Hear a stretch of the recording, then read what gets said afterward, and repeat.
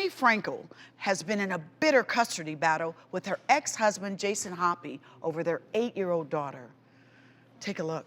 Bethenny Frankel appeared in court to fight for primary custody of the 8-year-old daughter she shares with ex-husband, Jason Hoppy.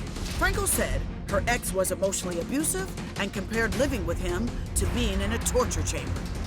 Bethenny claims Hoppy told her, "You're ugly and old and you're irrelevant," and attacked her mental state, family, and parenting.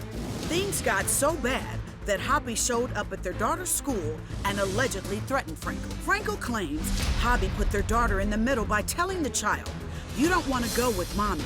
I don't want you to go with mommy." And even saying, "You'll be with daddy soon. That's all I can control. I'll try to call you later. I hope mommy will let me talk to you." Frankel says he would even read witch stories and say mommy would be great at being a witch. How is it even possible to co-parent when there is so much hate? Wow. So True Team, how do you co-parent with someone and they are just having this toxic divorce? You get rid of all your selfish feelings because it's not about you, it is about the child. Yeah. And when you've got two people like this, it's about them.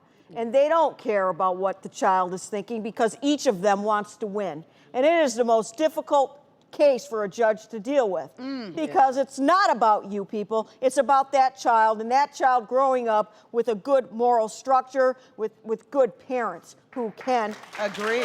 And we often see parents, they just use the kids as pawns. Yeah. You know, they're trying to get one up on the other, trying to get leverage in a divorce or a child custody settlement. And this is, if we are to believe these allegations that Bethenny has made against her ex-husband, parental alienation, where one parent tries to alienate that child from the other parent. We see this all the time in family law cases. And it's really horrible because the kid is the one that's missing out. Because you have these two feuding parents, and apparently he took her on a vacation, and Bethenny had to call the police because she was fearful that he wasn't going to even bring the child back. And we see that happen often. Parents can kidnap, and they do often kidnap their own kids. So this is just like the worst co-parenting, story we've seen. It's pathetic. Well, and at this point, we're starting to worry about possibly traumatizing the child. Oh, when absolutely. parents put the child in the middle, they already believe that maybe they have something to do with the divorce, because that's just how all children think. And one of my concerns, of course, is that if you can't put it aside, what are you really doing to solve that problem? Because we know from research,